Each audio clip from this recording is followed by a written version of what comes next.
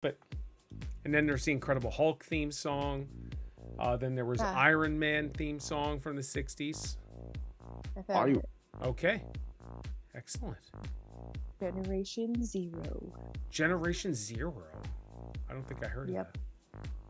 I've never heard of it either, so I was like, is this a new game? No, it's been out for a while. Baby, Pharaoh is live. I am live, baby. Baby. We're on episode 97. So next week there won't be a podcast. Just throwing that out there. All right? Okay. Is that part of your announcement? Yes. Okay.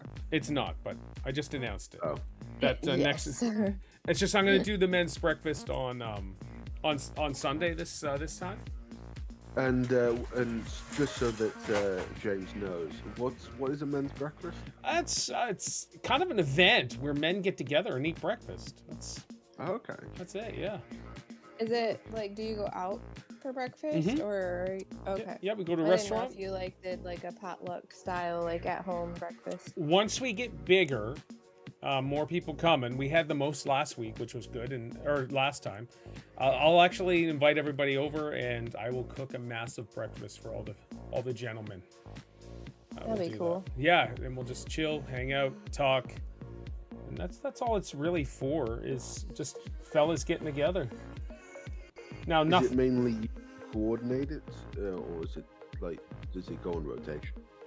What do you mean?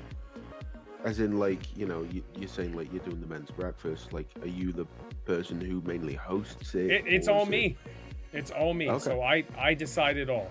I say where we're going. I say this is when we're doing it. So it started out me and my buddy Donnie, who comes to the streams once in a blue moon there. It was just like, I know he needed some time, and a lot of men actually do, and a lot of men won't admit it. And I would never admit it anyways if I needed something like that. But no, of course not. But Lee, I decided to. I was agreeing with you. Yeah, I heard the sarcasm in your voice, and so I was like, you know what? Let's get this off the ground and get things going. And so I didn't open it up to anybody but Donnie first, and then I was like, you know what? This was awesome. It's what people need, and so this is where it's at. No, I think we're on number 5 next Sunday, I believe it is. I'll be right back. I'm gonna get a bev. Okie doke.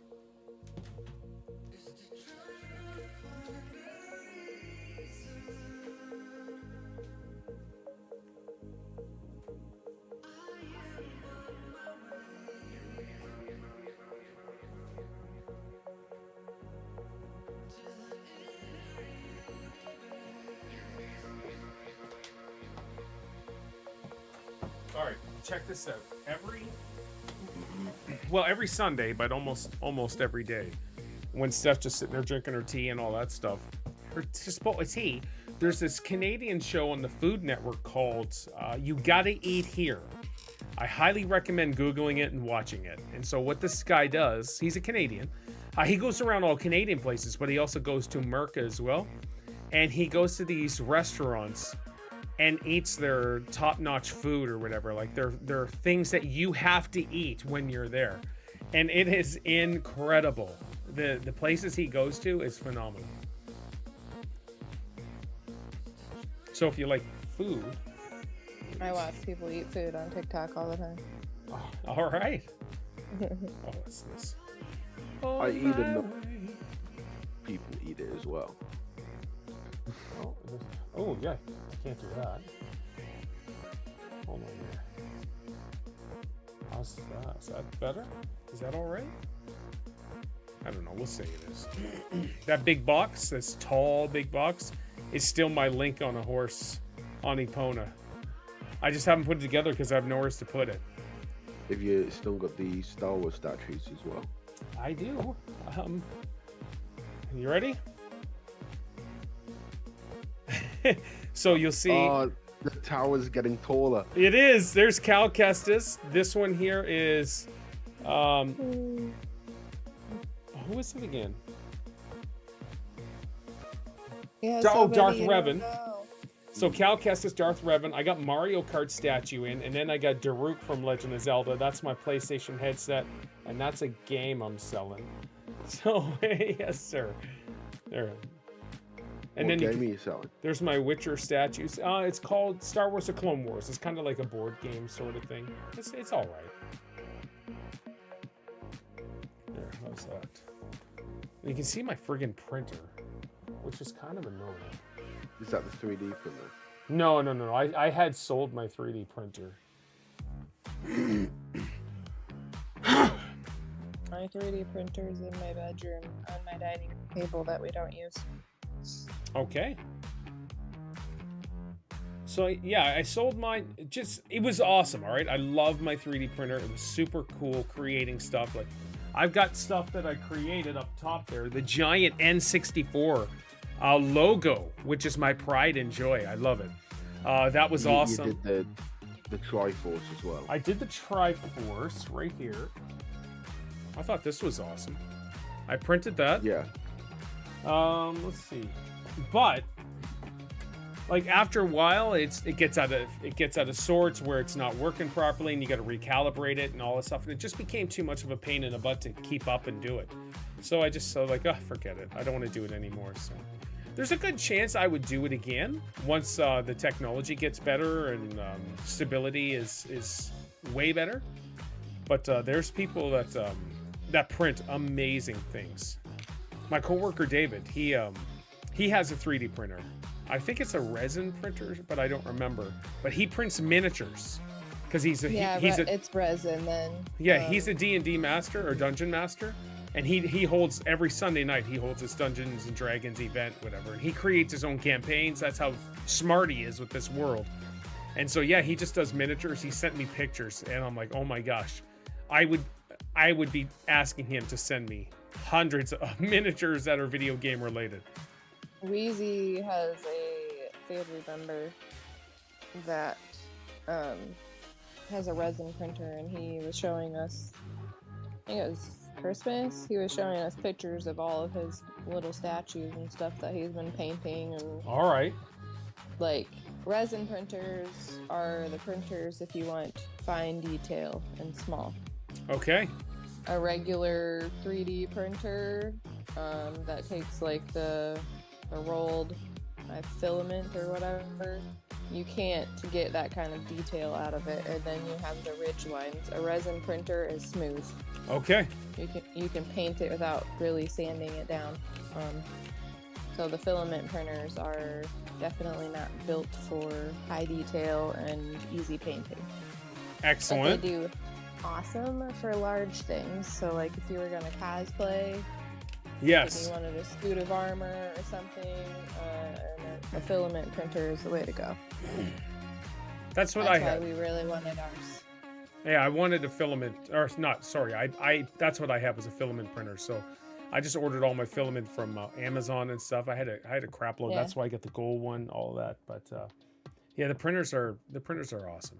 I think they're really cool, especially like a nerd collector like myself. I would like to print what you want. Yeah, exactly. I don't know if I could really paint it and it would be acceptable in my sight, but whatever. It's all good. All right. You're your own worst critic.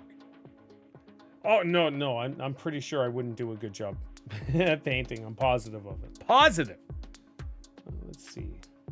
Isaac is building a shield. He's creating his shield, which is pretty awesome. He started it in shop class at school, and then we went out to it's a craft store called Michael's. It's a national chain. I think it's in the U.S. as well. Or I think that's where it originated. It's Michael's, and it came here. It's a phenomenal place. Good old Michael's. It's wonderful. And so we went there yesterday. He bought some paint and got a couple other things, and he's just going to keep adding on to his shield. But he wants to actually do some woodworking and create his collection of shields. I'm like, frig, yeah, dude, go ahead and do it. He's got the leather straps in the back, and he puts it on. And that's awesome. And he has pretty wild. All right, you guys ready? Ready as ever. Why does it say gaming podcast react? I don't know. Here we go. 97. Hey, welcome to episode 97 of the Gamers Pass podcast. where us gamers get together, we chat, whoop whoop wheezy, and chat and talk and have a good time and discuss games and shocked at the things that come out of Lee's mouth. That is the other thing that we do. It's unbelievable the things that he says. It's mainly his countrymen's terms that are more shocking. And gobsmacked, Paul. And we kind of go crazy with that stuff. So we're going to get started. I know there's millions watching. Thank you so much. You guys that are here for the intro. I appreciate it. Wheezy, thank you for being number one in the chat. But so here we go. Joining us today is Curvy Lass. Curvy, how are you doing? And what have you been playing this week? I'm good. I've been playing Farming Simulator. Yes, still? Okay. Still. All right. I actually started a new farm. What would it be called? Like a new community farm or whatever, where you can have people join your game. What? Not like, yeah. That's cool. Did you not know you could do that? No. To the Googles. Which Yeah, one are you playing? Farming Simulator? 22. 22. Okay. He's found a new game he wants to do. Well, so my one sister, my middle sister, she decided to start one, but she's only on like a few days a week, and you can't join unless the server creator is on there. Okay, so my youngest sister was like, I want to play, I want to play, I want to play. She's like texting me, can we farm? Can we farm? And I'm like, well, Bert's not on. We can't play. Like I can't log into her server and play. So I was like, we'll just start a new one. I'll turn on my Xbox and we'll play. Excellent. So we just started a new one. I was playing that a little bit last night and stuff by myself. It's my youngest sister's birthday on the 19th, so she was having her friends over and stuff. But okay. Yeah, I've been playing a lot of that, and then also a little bit of Call of Duty. Trying to do my battle pass. That's where I'm at. Happen. Yeah, I think I just hit 40%. I think I hit 15 or so. Yeah, level 15 on it, and I'm like, all right, we'll get there. I'm just not. What? Oh, James, get in here. What? He's gone to the stream chat. What is he doing? James, get in here. And there it is. Look, he's got his horse avatar. That's how we always know it's a horse picture. I thought it was a dragon. It is, but it looks like a horse. I'm just saying, if you quickly look at it, it looks like a horse. James! Hey, James! Hey, guys, how are we doing? Doing amazing. All right. You forgot the time change, didn't you, James? I don't know what you're talking about. No, he didn't, because he forgot it earlier this week. But all right. Yeah, you just forgot it again. Is Farming Sim cross-platform, Curvy? Yes. Oh, so all right. Oh. Yeah, I play on Xbox. My sisters both play on a PlayStation. Oh, so no wonder and you I've don't played like it your on sisters. I've played it on my computer with them as well. Okay. So. Okay. Yeah. Excellent. It's been fun. I don't know. It's a time passing game, and when I feel like sitting on the couch, I can play. So cool. All right. Any other thing you're playing? Call of Duty, Farming Sim, 22. Oh, I did get Dead Island 2 to work on my old Xbox. Okay. Wow. So how's that working? It's hard. Yeah. I have a lot of issues with the combat. Yeah, we had some issues too. It's hard to do.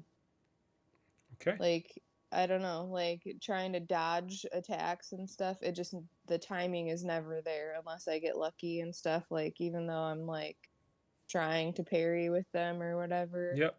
It just doesn't work I can't get the timing right. So I don't think I'm very far into the game. Okay. Did you take on the bride yet? No. Oh yeah. Okay. I did that part. I think that's about where I stopped playing. Katie Lynn, thank you so much. All right, excellent. That's like the first kind of boss fight in a sense. Yeah, that was a pain. I almost died. She's bull I'm right? pretty sure I had like. Yeah. Well, I got to play with all the boys. So, how many people can you play Dead Island 2 with? It's 3. Oh, is it 3? Yeah, okay, 3 or fine. 4. That's fine. Yeah, I was gonna say, it'd probably be a lot better if I had people playing Sure, with yeah. me, but No doubt. I literally just run. Yeah. I don't even bother fighting because I struggle a lot with the combat. Okay. Awesome. Anything else? Do you want me Nope. to Nope. right now? No? Nope. Okay. All right, joining me today, a huge surprise. We didn't know it was going to happen. James is up early. Jam James. Master James. Jam Master Hey. James, good to see you. How are you doing and what have you been playing? I am doing awesome. I've been playing some Helldivers with you. Really enjoyed Yes. that. Looking forward to playing it I tomorrow. forgot. I play that I too. Oh, okay. Oh, you've been playing Helldivers. Okay, I cool. forgot. How? I've also installed the DLC for Power Wash Simulator, so I'm going to give that a go. The Warhammer maps. Oh, we're going to have to And all do I've that been- maybe. Yeah, for sure. And I've been playing the Star Wars Classic Collection. Yeah. Oh, that's our main Some topic stories on today. that. That's our main topic. Yes. Anything else? That's pretty much it, other than Gears of War for Gears Friday. Of course, yeah. Yeah, excellent. Okay, Leroy, how are you and what have you been playing? I'm doing awesome, and what I've been playing is COD and Red Dead Redemption 2. It's been pretty similar for the past few weeks, Yep. but yeah, I'm having a great time with it. Yeah. I'm at the point at Red Dead where I got stuck on. I'm stuck on a different island Yes. because we did like a bank heist and it went all terribly. Jose is dead, Lenny's dead, John's captured. Lee's killing all those people. It's like playing a game with James and having tons of characters, and James gets all them killed in those story-driven games. Definitely. Yes, but this Alright. is part of the story. I didn't know that was going to happen. It's a shame, like those guys. Yeah, for sure. And then COD has been alright. I mean, you've seen, yeah, you've been in the matches. You've hated every one of them. Have you? But Where are you at in the battle pass? Did you buy the battle pass? yeah, I got the battle pass. I think I'm about. I think I'm about 75%. Okay, in. yeah, we got 17 days left, so it should be Mm. plenty of time if we just put the grind in. I know. Yeah. But yeah, it's going on. I did a bunch of it last night, because there was the Warhammer event, and I wanted to get that. And we ended up doing like a bunch of small matches on the multiplayer, and you were basically playing as Juggernauts the whole time. Okay. And one of the features was there was like one of those chainsaws that you get in Warhammer and it would just instantly kill one of the Juggernauts if someone held it, and you just try and kill that person essentially. So what we ended up finding out was it was easier to just stab everyone with the knives. Ugh. So you just had Juggernauts running around the map, just going around stabbing each other. It was hilarious. You would have hated it, Yes, but it was hilarious. I would have. Have you ever used a knife in like regular multiplayer? No, it's dumb. I On can't. shipment, it is no. amazing. It's stupid, Kirby. Stop It's that. so fun. No, it's. I'm pretty sure I got like 60 kills in one game of shipment. No using doubt. The knife. No doubt. You're super fast, and it's one hit kills. Stab, stab, It's stab. awesome. It's frustrating. But with the knives against Juggernaut, yeah, it took about 3 or 4 to kill one of them. But it was still funny. No. All right. So myself, I have decided to fire up Ghost of Tsushima, and that game is brilliant. Those of you that got a PlayStation 5, James, and have PlayStation Plus now, you have to download Ghost of Tsushima Director's Cut because it's free for PlayStation Plus. Same with the Uncharted games, Death Stranding, all of that stuff is free on PlayStation Plus. But Ghost of Tsushima 1, do you have a 4K TV? Yes. Oh my gosh, you got to do it. It's the prettiest looking game of all time. It is gorgeous. But the gameplay and everything else is top notch. So that's wonderful. COD, of course. I just haven't played too much COD. except for on stream this week. What else did I try? Power Washer Simulator. That has been my addiction for the last 2 weeks. And I'm just about done the Tomb Raider DLC. But I'm cool with streaming it during the week if you guys have some time to do that. But whatever, it's all good. And what else? Next week is MLB The Show 24. I'll probably pop that in and play for a little bit. But I had talked about an announcement. And I think it's time for an announcement right now. And Lee was, as he said, he was perplexed. And James was thinking possibly changing my schedule if I was British. But I'm going to throw my announcement over to Kirby. Kirby, let's do your announcement right now. Okay. I don't really have anything special prepared. Oh, what? I put on a hoodie. Oh, look at that. Nice. Ooh. Mama to be. A mama to be. Wow. Congratulations. Well done. Congrats. I think this is the first Pharaoh TV community baby, which is awesome. Congratulations, Wheezy. And congratulations, Kirby. That was the announcement, guys, to be honest. It wasn't. Wow, congratulations. It's huge That's for amazing. one. It is awesome. Yeah, I'm super I happy. guessed that Steph was pregnant. Stop that. No. No. Nope. She is 50. I'm 48. There is no way we even want to entertain that. We want grandbabies. That's where we're at. So, but no, that's phenomenal. How far along are you? I think is it 15 weeks or 16 weeks? I don't remember. No, that's all right. Yeah. And you had your ultrasound. Oh, hold on. I got it right here. You sent it to me last week. I'm sorry. I could have just done this. One moment. At what point do you find out the gender if you want to know Our it? next appointment we're supposed to. The most recent appointment we've had 2 ultrasounds. Here we are. That's you can't really tell. Can't really tell the flavor of the baby. There, no, I can't turn it. No, that was from our most recent appointment. The baby was facing my spine, so there was no chance at seeing anything. Ah, okay, yeah. That's so awesome. The ultrasound tech lady, she was trying. She was like smushing my belly, trying to get the baby to turn over, and she's like, "Well, maybe next time." But our next appointment is for 20 weeks. Yes. So we'll definitely find out then, hopefully. And they're doing like their full anatomy scan. Okay. So they're measuring like the height and the I assume like the head size and all of that stuff. So that's super awesome. So next baby making will happen eventually soon, and then after that baby making, which is great, and we're just gonna have millions and billions of Pharaoh TV community children, which is awesome. The millions and millions see our ultrasound live here on Urban Fair. Yeah, that's right, Wheezy. Thank you so much. So this is so awesome. Generation of Pharaoh TV watchers. Yes, I remember when Mama was on here. So I know I just want a healthy baby. We understand that, but are you hoping for a boy or a girl? I'm putting you on the spot. I don't care. What about Wheezy though? Boy. Okay, cool. I grew up with sisters, so Yes. I've always like wanted like a boy family member. So like I think I'm leaning towards boy, but sure. Yeah, and it doesn't matter with all honesty. Yeah. But No, it doesn't. that's super awesome. Well, that was the announcement, guys, and I was super That's happy. amazing. Yeah, and yeah, I gave her the option. Do you want to do it now here on live stream, or do you want to do it on the podcast? And she chose the podcast, so this is great. Well, still time for Steph as well. Nope. Nope. One more. No, You gotta no. have 3. I wish we had a larger family.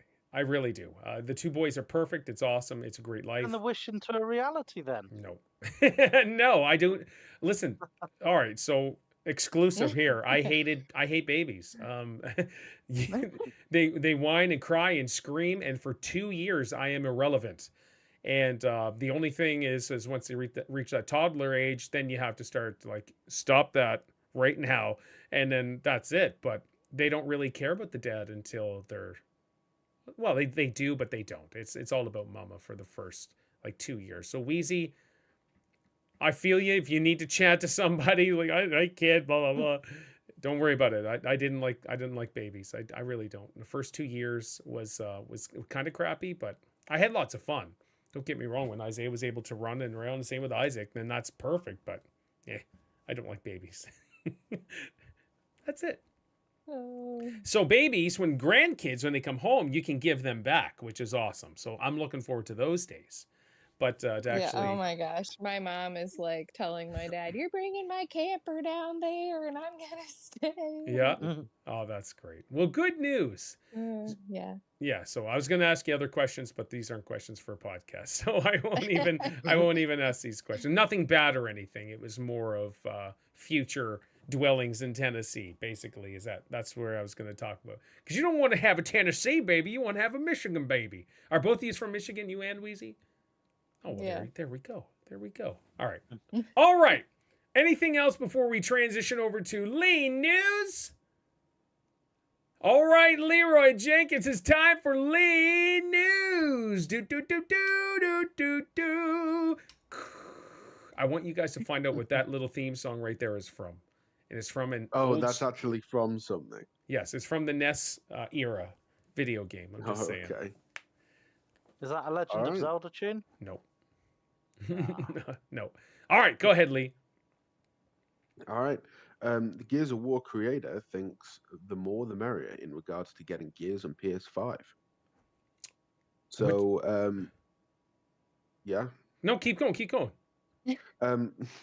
So essentially, Cliff Blazinski. I can't say so. Blazinski. Yeah. Is the creator of Gears of War, and it seems like he is optimistic about it being on PS5 if it goes there.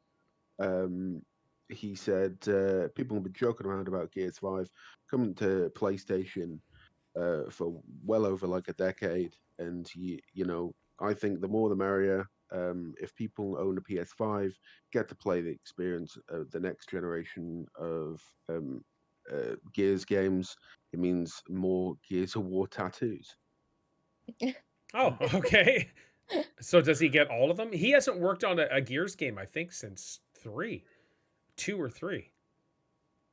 I don't remember. I'm not sure. So yeah, all right. So we've been discussing PlayStation getting Xbox games and Xbox getting PlayStation games, blah blah blah, for the last few weeks. You already know my stance on it. I think it's wonderful. More people into the Xbox ecosystem is great for all gamers, especially for PlayStation gamers getting to experience Sea of Thieves, Hi-Fi Rush, Nintendo for somehow able to get grounded, and whatever. Oh, Penitent. Penitent. Is it Penitent? Penitent, I think Only it the is. Penitent Man shall pass. The Penitent Man, the Penitent. So, James, welcome, and you feel free to join every week if you like, sir. But what is your thoughts on Gears possibly going, the next Gears, I guess, or a Gears collection going to PlayStation? I think it's great. I've never been a fan of console exclusives. Timed exclusives make sense, but if they bring it over to the PlayStation, they really need to bring all of them over. Why start a series on 5 or 6 when there have been 6 storylines before that? Yeah. It's a bit odd. New players will jump in and go, what is going on? Well... And they've already remastered the first Gears, so they could bring that over easily. But if they were to make like a Gears collection that had all of them in it, they could easily bring that over to PS5. Oh, easily, like they did with the Master Chief collection. But when they finish, and we all finish Gears 5, Gears 4, Gears 3, we're all like, what is going on anyways? So we don't even really know about the story. I don't... Well, yeah, but still. All right, Kirby. Well, I was just going to say, like, exactly what James was talking about. I feel like to really pull people into the universe, having like the full set of games would be more appealing, I feel like, to like draw people in, like knowing they can start from square one and actually experience the entire series. So that I guess it's like if you were gonna watch a TV show, like, oh yeah, you can skip the first 3 seasons, it's not very good information or whatever, and then you start on season 4. But like for me, storylines and character development and all of those things that you might learn about someone is important, whether it's small or not. Yeah. Weezy and I watched the Naruto series. Yep. And finished it. We didn't skip any episodes, and we had so many people telling us, like, skip all of these episodes, and it was like half of the series. They're like, it's just filler, it's just filler. We watched That's every show. Yeah, that's every show. Yeah, but we watched it all, and we would like pay attention to, like, oh, it's episode whatever, someone told us to skip this. Yep. And it's like, that was cool information. Sure. Or it was a different character's perspective on what was happening or whatever, you know? No, that's like, cool. I would have hated to miss out on stuff like that. And I think, like, games would be the same way. It's like, if there's any mannerisms or something from a character development or whatever, having that full experience would be important. So the Marcus Phoenix collection has been rumored for the last 2 years, I believe it is, and I'm pretty sure that's what Xbox is secretly working on. Is put kind of like the Master Chief Halo collection. You might as well. We're on Gears 5. You might as well dump in a whole thing with, and also the Gears tactics and all that other stuff too. Dump it all in and see what happens. Yeah. So Lee, would you want the series to go on to PlayStation or keep it Microsoft Xbox exclusive? I think it's good to have it on PlayStation. Like at this point, it keeps keeps it alive more, opens it up to new people who may not have tried it before.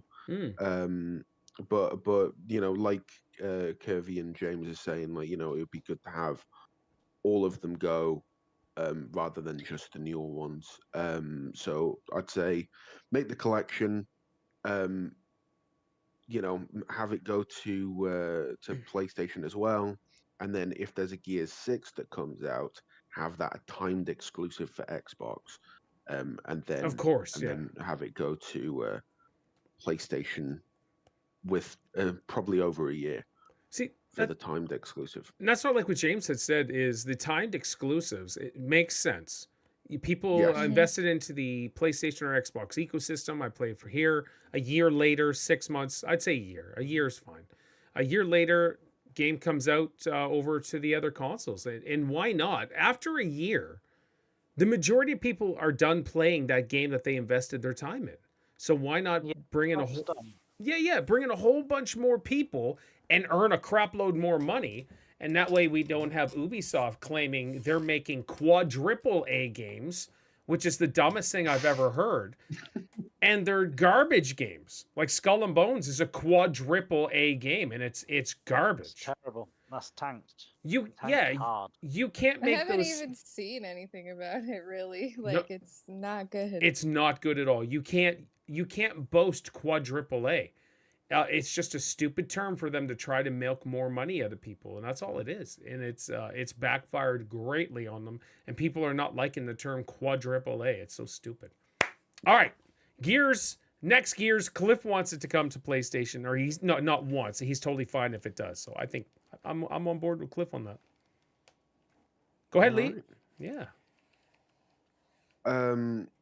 Jim Ryan explains why Sony kept refusing to sign Xbox's Call of Duty offer. So this is a PS5 related stuff, but okay, no, that's totally fine. All right, let's hear Jam Master Jim's wonderful explanation on why they refused to sign Call of Duty's deal. Jim Ryan. Well, he said, you know what? We're at risk of getting every granular here, but there are deals and deals, and the deals that offered at a certain point in time may not have been the deal that was actually signed, and that's part of it. I didn't follow any of that. I'm so sorry. No, I know. I was like, huh? I'm not summarizing it very well. Just read it then. Don't summarize it. Read it. Okay. So July of 2023, Sony signs confirmed the agreement of Call of Duty to remain on PlayStation for 10 years. Right. In an interview with CNBC, Ryan asked why the team decided to change their minds after all that time. He said, you know what, we're at risk of getting very granular here, but there are deals and deals, and the deals that were offered at a certain point in time may not have been the deal that we actually One sec, signed. guys. 1 sec. I'm getting a work call. Uh-oh. Oh, no. 1 sec. Hello?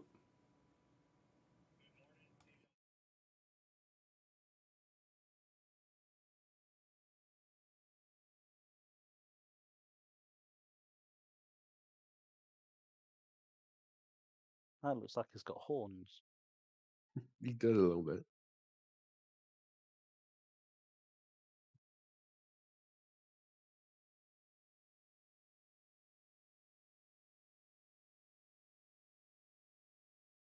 Okay.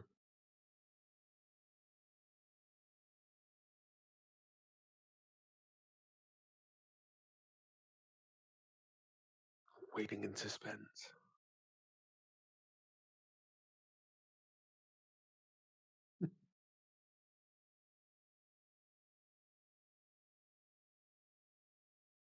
So James, you both like Helldivers too? Oh, it's incredible. Really good game. Mm, And it's funny It that definitely looks really great. Yeah, it's the game that Bungie wanted to make for years, but Microsoft wouldn't let them. Yeah, which is So, a shame. so there's a game called Halo ODST where you're basically a Helldiver. You drop in on a drop pod, and that's what Bungie wanted to make, a big kind of semi-open world where you just drop in and F stuff up. Microsoft said, nope, nope, this won't make money. So All another right. company has done it, and it's so popular. And Bungie is so annoyed. And you said it was like Starship Troopers. Yeah, it's Starship Troopers. It's that level of kind of comedy, where it doesn't take Awesome. itself seriously. Yeah, which is great because I think maybe a few too many games do that nowadays. Just taking itself a bit too seriously. Yeah. Have fun. hmm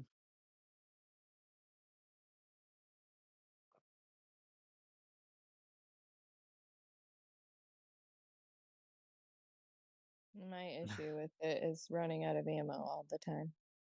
Oh, right. Yes, and I don't like that it doesn't auto reload. Oh, yeah, that's a That's pain. my big annoyance. Diving and then getting killed because I forget that you have to hit the button to stand Yeah. back up. There's a couple of things. Yeah, I played with Paul on Thursday and I sucked terribly, but Paul was nice about it. Usually Hey, when tends Wheezy to and be. I play, we just take turns dying and it's fine.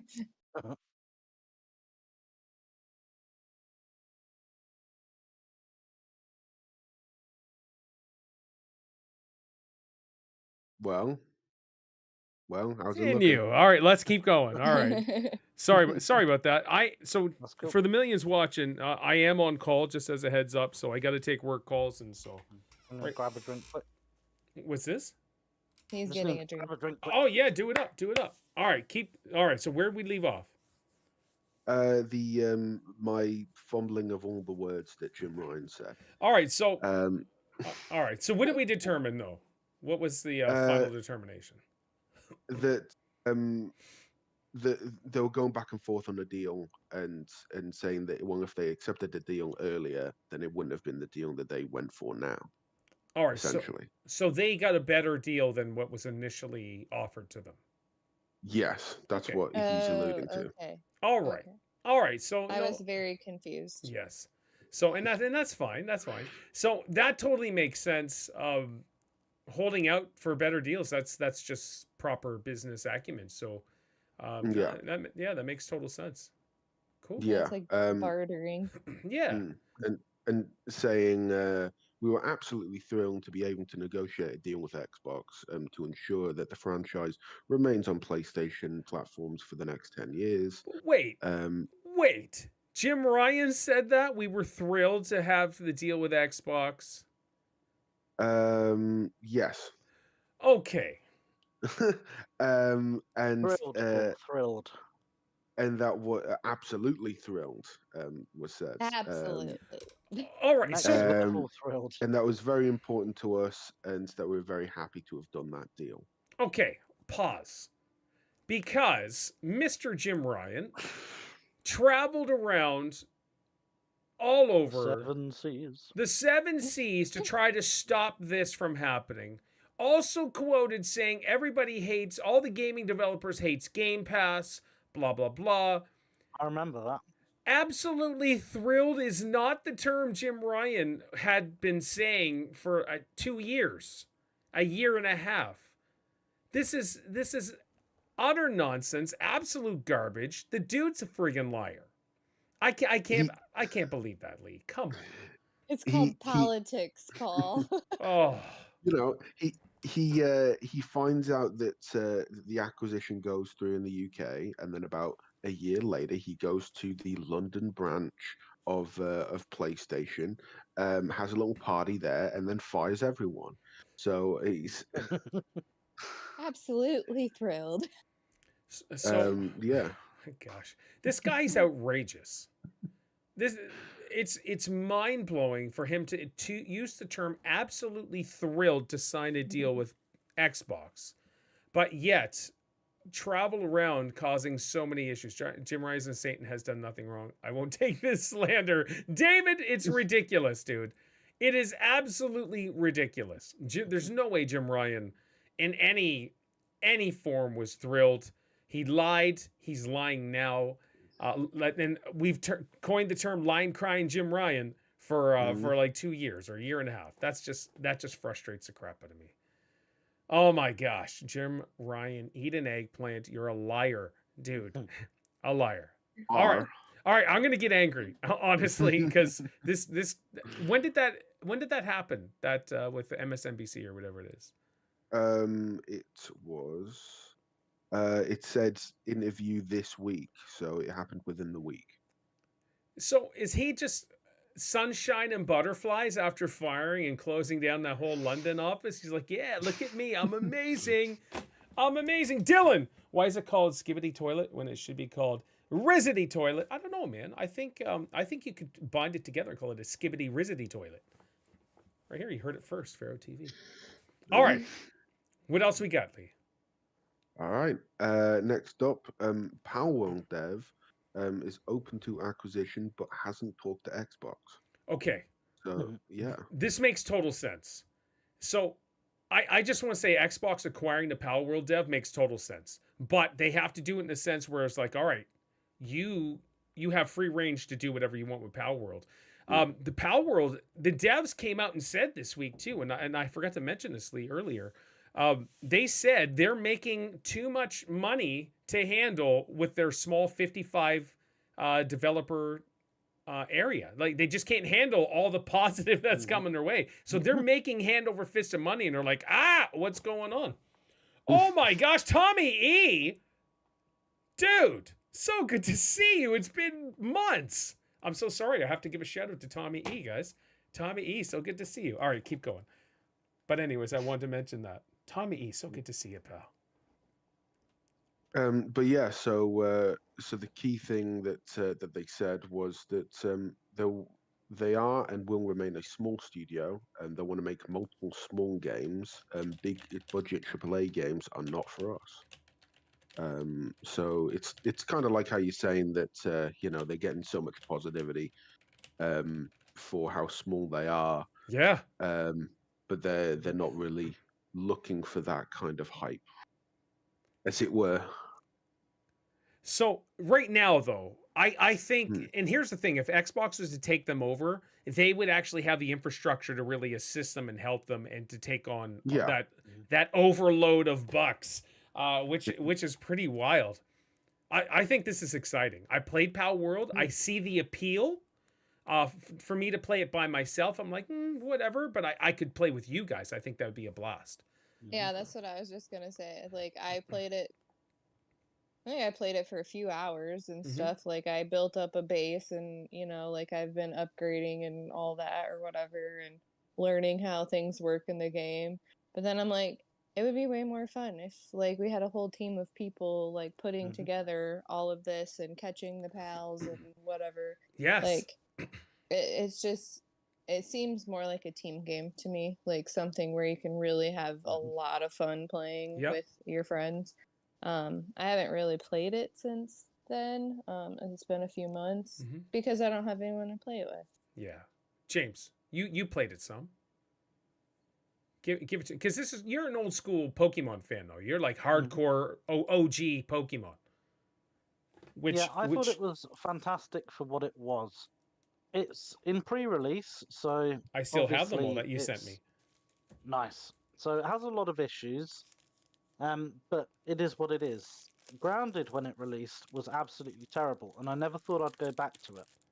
And then Mooney and I played it, and we played it different from start game to finish now. and loved it. It's a completely different game. Same with Sea of Thieves. Day one, it was awful, and now with everything that's in it, it's fantastic. Are these Gen 1 cards that you sent me? They are the originals from 1997. What are you doing, dude? These are incredible. Oh, wow, okay. And a Pikachu from 1997. What? All right, keep going. Sorry. And yeah, for a small team, it's great. The multiplayer currently doesn't work great. So once that's fixed, and they fix some of the issues like falling through the map and things like that, it'll be playable. Mooney and I tried to play it, and the lag was unbearable. Oh, for Power World? My friend and I tried to play. Yeah. Okay. Yeah, on multiplayer, I've watched people try on like live streams, and it's just like anytime someone's building or loading in, it like freezes the entire game. Yeah, and it crashes a lot. But then it's pre-release. Would it be better if they'd waited for a full release? I don't know. I still got the enjoyment out of it, but solo. Once it's had, say, a year down the line, I'd love to revisit it in co-op and see what it's like. Sure. Yeah, I'll do it. And well, hey, June, we're gonna play that. What's that game that came out that we're like this will be good in a year? Redfall. Yeah, I'll play Red. We're all playing Redfall in June. I'm just saying. I still remember. All right. We'll give it a go. It'll be good in a year. It'll be good in a year. Again? I don't. I will. I promise everybody. I said it. This game will be good in a year. When it first released, it was terrible. It'll be good in a year. Last June that we played that. Yeah. Yeah. I wasn't even there for that. I was elsewhere. I was on holiday. Holiday.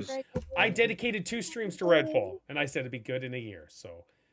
Well, we played it with Isaiah. We did. I think it was me, you, and Isaiah. Wasn't it was so Wheezy and I tried to play it together too. It's just terrible. All right. I played it solo, and it was unbearable. Yeah, it had potential, but yeah.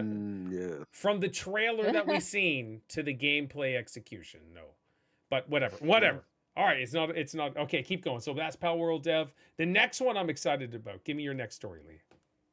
Yeah, but just last thing on the Power World.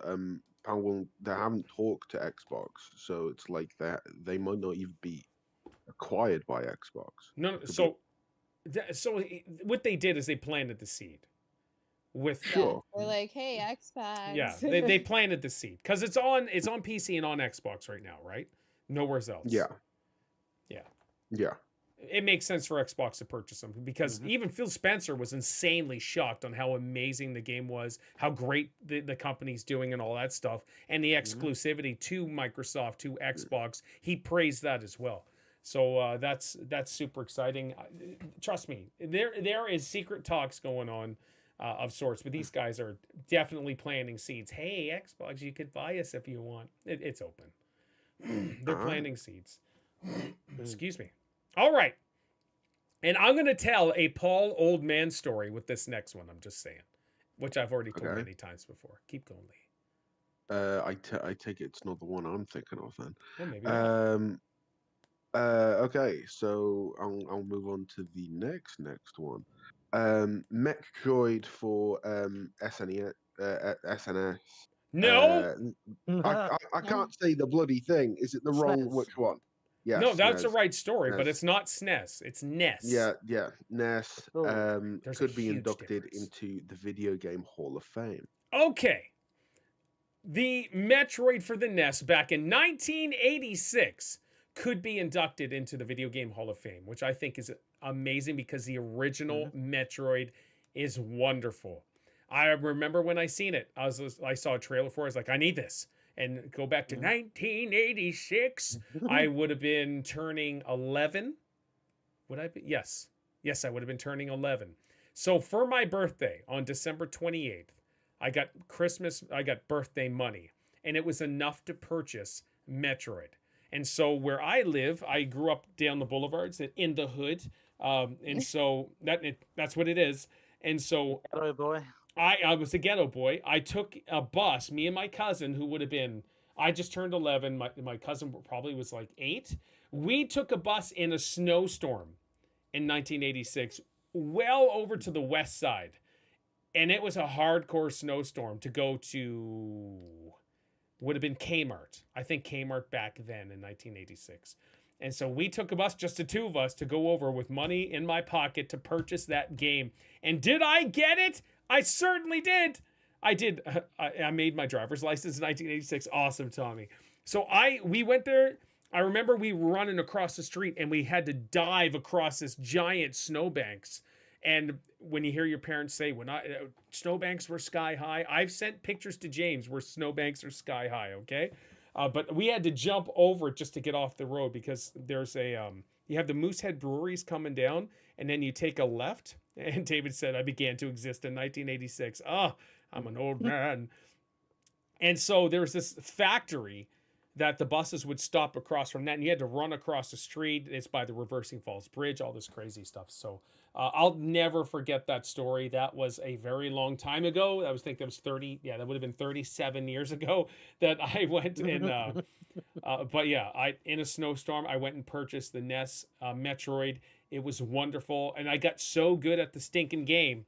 And here was one of the caveats to this game, because nobody knew about it. We didn't have the video game magazines back then. We had Nintendo Power, but nobody knew about it, as far as I knew, is the faster you beat the game, the more clothes came off Samus. Okay? Now, as odd as that sounds, for 11-year-old me, that was very exciting. And so I had to beat it over and over and over until she had taken off the helmet and it was just her in kind of like a bathing suit or brawn panties or whatever it was. And I've never forgotten that, and I never knew about it whatsoever. I just did it, and because the game was so flippin' good, I'm like, yes. You were always an evil doer. I was always an evil doer. Yes, I was. Yes, a side boob is a massive motivator. It really is. And so that's what David says. So true. So true. But that was my thing. Sorry, Curvy, but us young boys are rather perverted and love the Anyway, so let's move on. So that's my story. I think that's fantastic. I think with that, there is a couple other games like Myst, the original Myst for PC, which was cool. Guitar Hero World Tour, the original SimCity, Tony Hawk Pro Skater, the Atari version of Asteroids. How's that not in there already? Really? Yeah, the Atari version of Asteroids. And what else? We got Resident Evil for PlayStation 1. Is that what it is? Let me zoom up. Yeah, Resident Evil 1 PlayStation. Coin the term survival horror. Didn't exist before Resident Evil. Yeah. So Resident Evil, so 1989 was Resident Evil 1? No, 1996 was Resident Evil 1. Okay, hold on. Hold up. Wait. Sweet Home, which was the precursor to Resident Evil, I think was 89. Yeah, I don't know what I'm talking about here. So, 1990. Yeah. Anyways, whatever. But that's what it is. Mm-hmm. And there's a couple other games as well. Oh, Ultima. Oh my gosh, Ultima. How about that? Anyways, that's another games. Those are the games that could be inducted into the Video Game Hall of Fame this year, and that's pretty cool. You don't know, Jack. You don't. Yeah, that's on there too. But that's, whatever. You don't know, Jack. No. All right. Let's move into the final piece of news before the main topic. All right. Or is yes. Yeah. Xbox Sea of Thieves becomes the best-selling pre-order on PS5. Isn't that mind blowing? So let me twist it a little. Just Xbox fanboy, let me twist this a little. PlayStation fanboys say Xbox has no games. Xbox doesn't have good games, no games, blah blah blah. And yet, Xbox Sea of Thieves is now became the most best-selling pre-order on PlayStation 5. Why? Because it's a great friggin' game. That is exactly why. Sea of Thieves, is it in the US specifically? Yeah, possibly. I'm not sure. Does it state that, Lee? If it's a US or It's in the UK, yeah.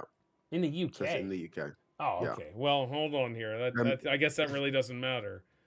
If you look at the PS5 pre-orders chart and then sort by best-selling in the UK, Okay. along with various other regions Oh, all right.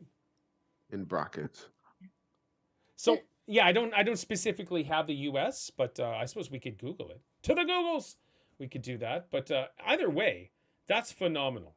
So this is what I'm talking about with the let's get rid of exclusivity and just do timed whatever, and allow these games that have been sitting there exclusively on each other's consoles. Let them swap over and make bank right now. And I think you're going to see that anyways. I think with Xbox extending that leaf, saying, hey, here we go. This is what we're going to do. And PlayStation's going to be like, yeah, we're going to do the same.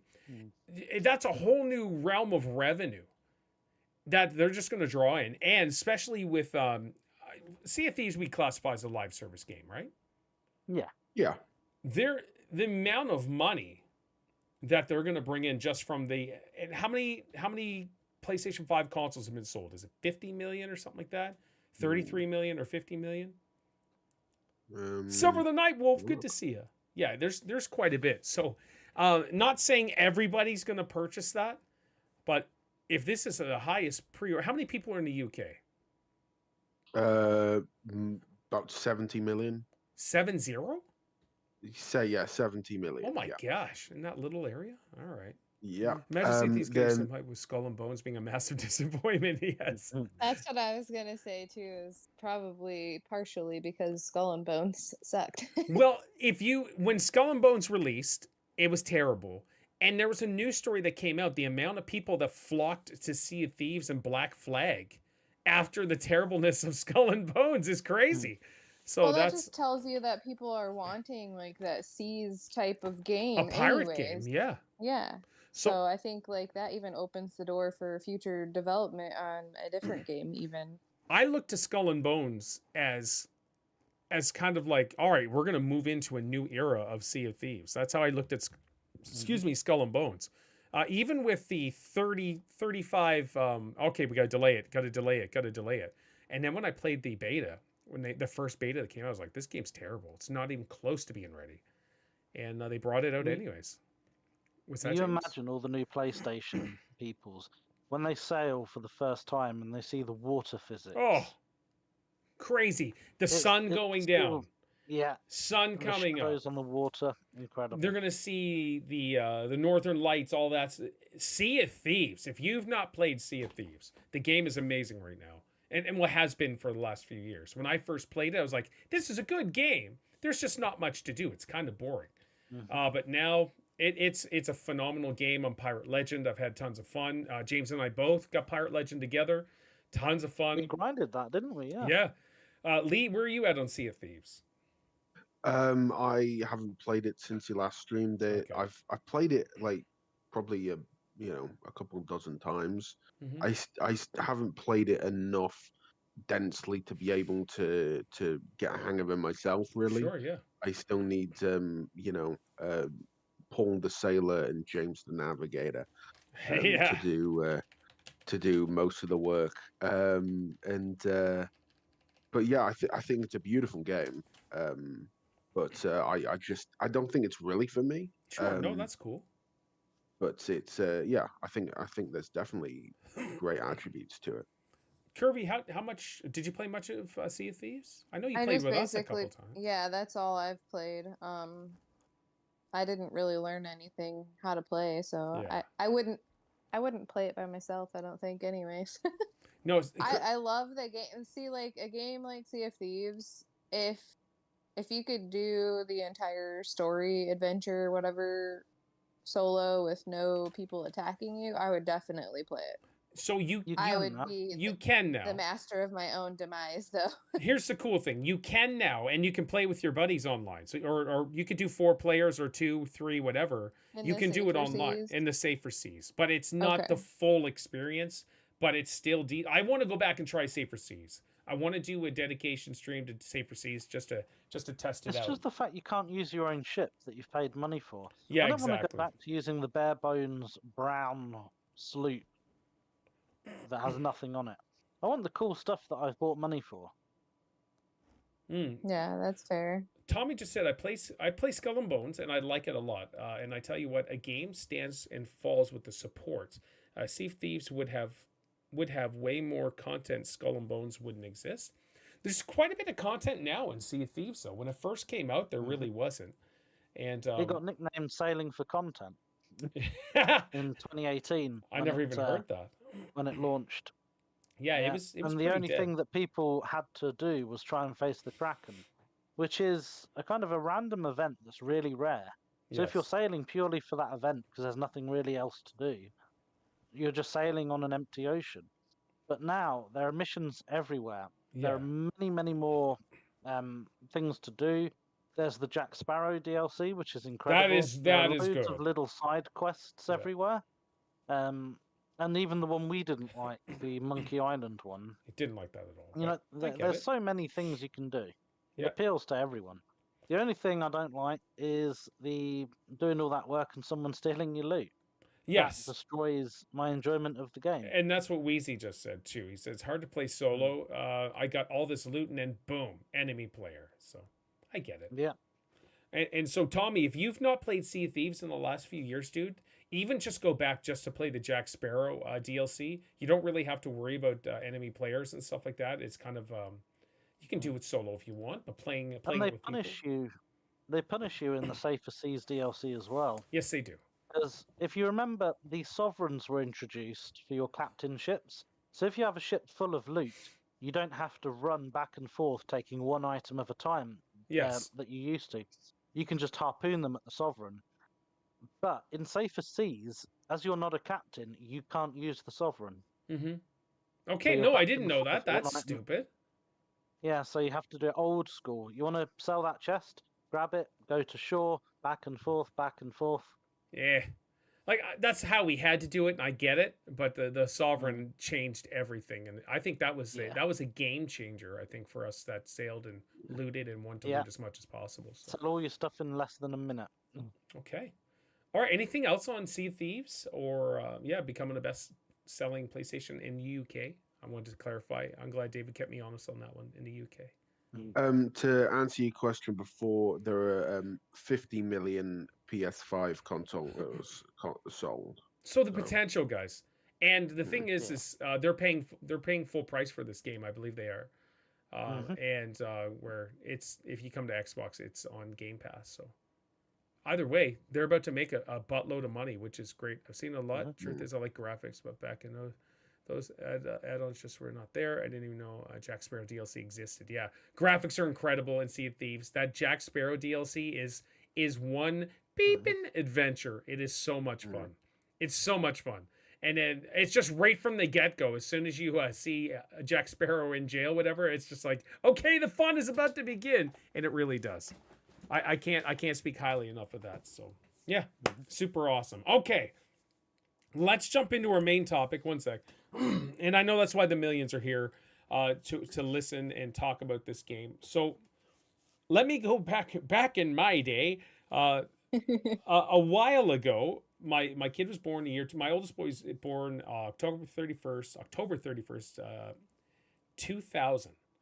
And the first thing I did when I brought him home from the hospital, because he didn't sleep, we watched the original Star Wars trilogy. So I had to put that Star Wars life in him. And then we got old enough to play games. There was a game that came out, 2 of them, Star Wars Battlefront, and then Star Wars Battlefront 2. So Star Wars Battlefront, I was like, okay, this is so much fun. This is great. Then Star Wars Battlefront 2 came out and changed it all. It was like, okay, this is 10 times better.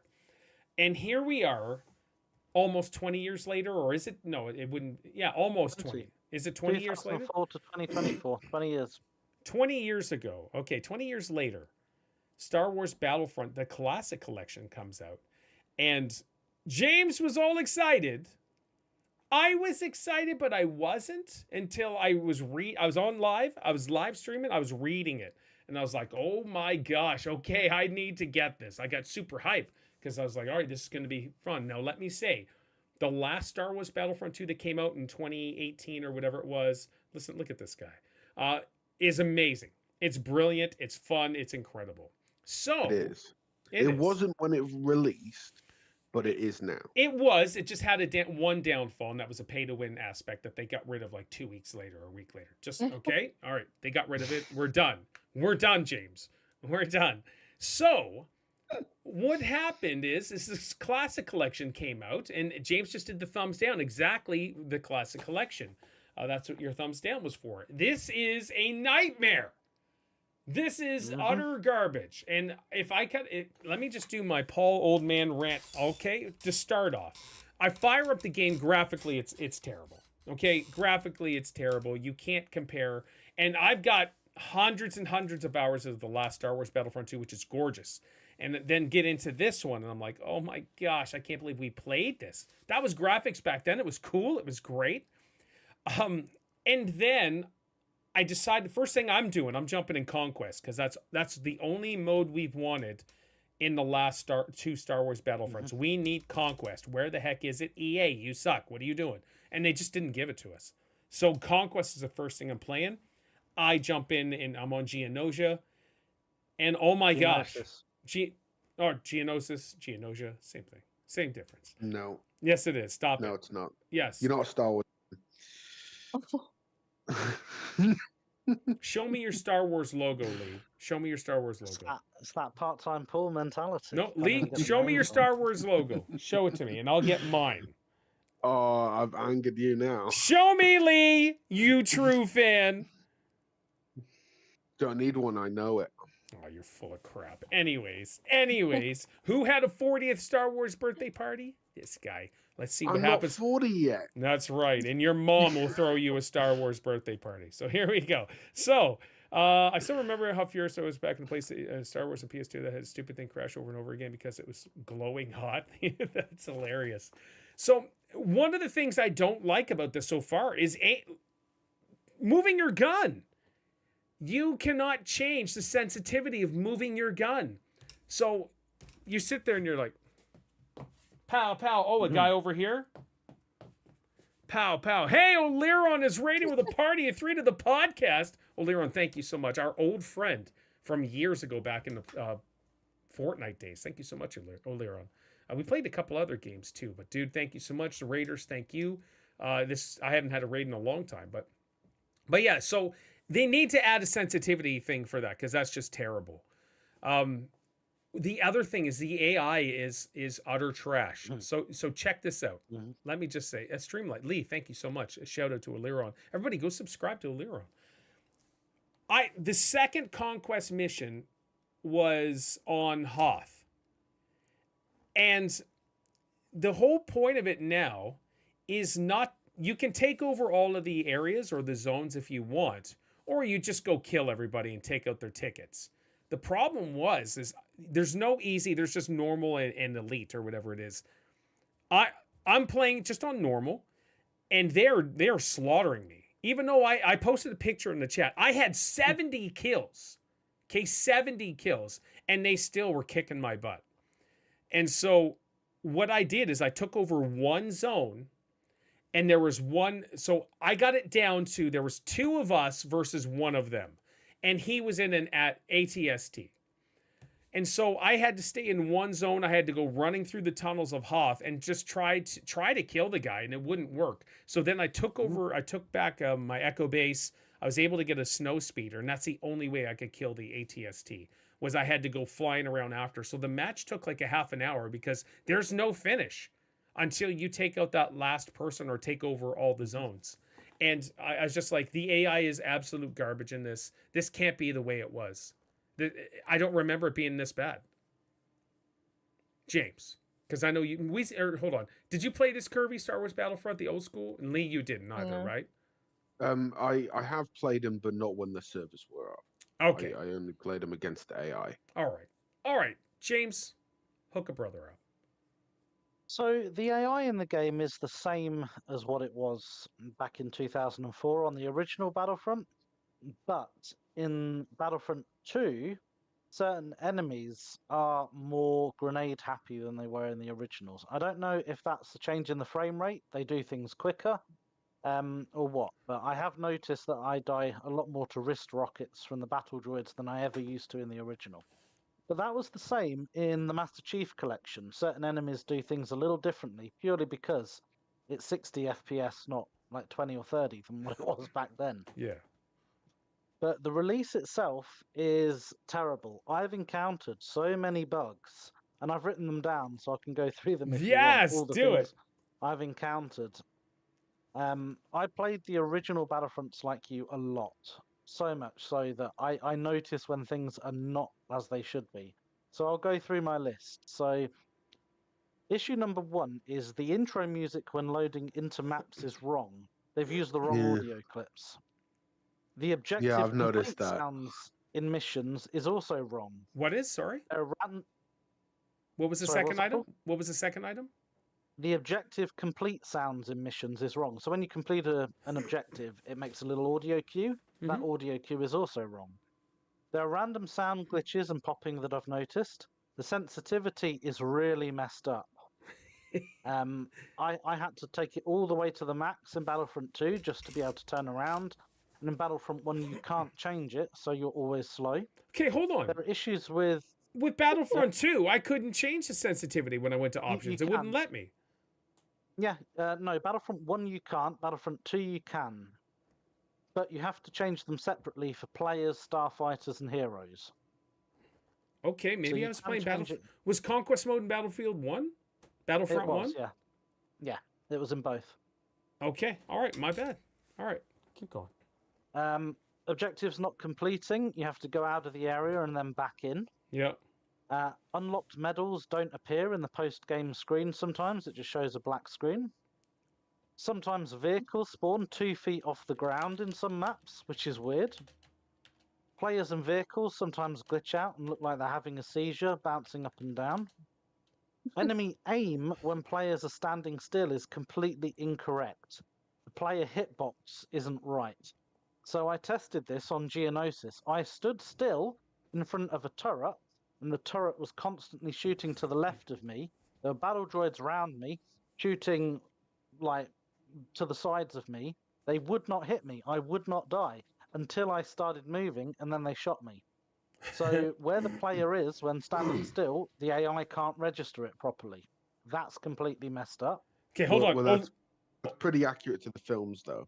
Oliron, a huge shout out to Oliron. He just subscribed tier 1. They've subscribed for 7 months. Thank you so much, Oliron. I do appreciate you, man. Thank you, thank you. All right, keep going. This is amazing. Great list. There are cutscenes missing in Battlefront 2. For those who played the original or those who didn't, each campaign mission would be narrated by Tamara Morrison, and he'd do like the 501st Journal. And as I was playing through it, I was like, I've missed some cutscenes. They didn't all play. And when I did the final mission, once you complete it, you should have an end cutscene and then an end journal from him. So there should be 2 cutscenes. And it didn't. The mission ended and I got the end credits. So for some reason, they've just missed cutscenes out of the game. And the final mission, final bug I've noticed is there's some weird flickering lighting bugs on certain maps, like Utapau. You spawn in, and you can look to the left, and things are having a disco. Like it's just, and that's just me playing over the last 3 days. That's what I've noticed. So many frustrating, annoying bugs. Okay, that's That's yeah, that's awesome. Check this out. Check this out. This is funny. Here's why you don't trust reviews. Okay, they are subjective. You got to remember that all reviews are subjective. But some of them you're like, wait a minute, there's something sketchy. So Gaming Trend gave this an 85 out of 100. Battlefront Classic Collection may have a few quirks here and there, but it's a solid Worse. release of both of these classic Star Wars games. Each one has different and little different to offer, and with the additions of the new maps and 2 new characters, it'll be something I think most Star Wars fans would be excited to get their hands on.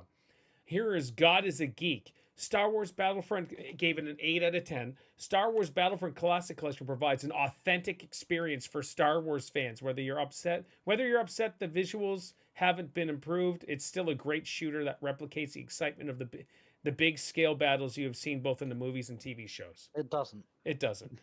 8 out of 10 for What If Gaming. Overall, this is largely the same classic Battlefront experience bundled for a new era. There aren't many significant improvements and additions here, but dedicated servers will hopefully go a long way to ensure a healthy player base. This is the definitive way to enjoy these games, whether you're here for a single player or multiplayer.